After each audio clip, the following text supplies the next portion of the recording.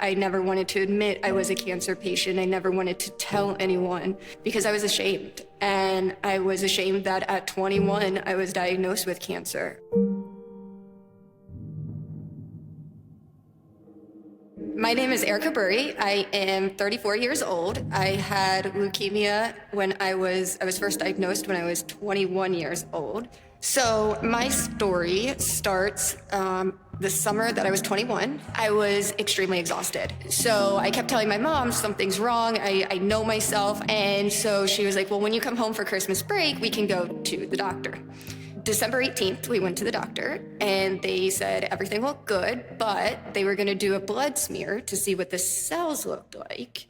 And sure enough, that appointment, they found out it was abnormal. They sent me straight to get a bone marrow biopsy. Christmas Eve, we actually got the results.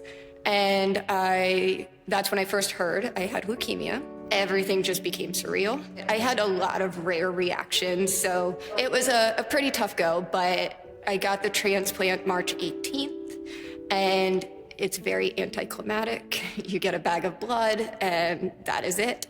Going to sleep right after, feeling completely fine, and then that's when kind of everything started going wrong. May, at that point again, I was on feeding tubes. I was about 80 pounds. Something wasn't going right. I remember the doctor sitting straight across from me and my dad, and he just kept looking at my feet, and he was saying that the prognosis is bad and that I have a couple months to live. Fortunately, at this time, though, my brother decided he was going to sign up for a Ironman in my honor. So if I can make it to see him race, then I will be comfortable pulling the plug. It's one of the hardest things to really try to prepare to die and leave people that you know you shouldn't be leaving. I went to see my brother do the Ironman, and at that point, though, they actually realized I was allergic to a medication. So they figured this out, and they took me off of it. It was not the easiest comeback. At that time, my PT was lifting penny rolls. And when I graduated from pennies, I went to quarters. We had 22 stairs in our house. I could not walk up those 22 stairs. So that's how weak I was. So I went up to Boston on a feeding tube by myself, and I started optometry school with my dog. Even now, I look at my mom and I just ask, how could you let a kid on a feeding tube after all that go to Boston? And she said, there was no stopping you. For about 7 years, I had fought physically and mentally just to get through, but I didn't realize emotionally the toll that it was taking. And that is where I really had to come back and do a lot of work. I was ashamed that at 21, I was diagnosed with cancer. I felt like I did everything right. I was an athlete. I ate healthy. I had no family history. It shouldn't happen to me, and it did.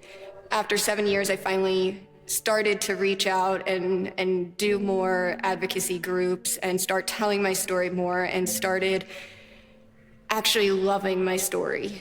And I think that's what it comes to, is every cancer patient has a story.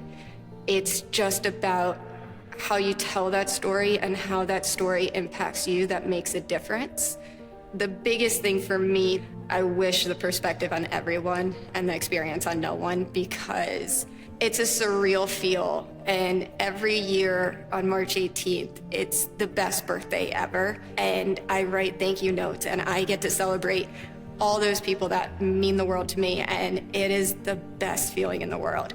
It has been 12 years since my diagnosis. And every day I have lived this life so much more than I ever could feel or have lived it before.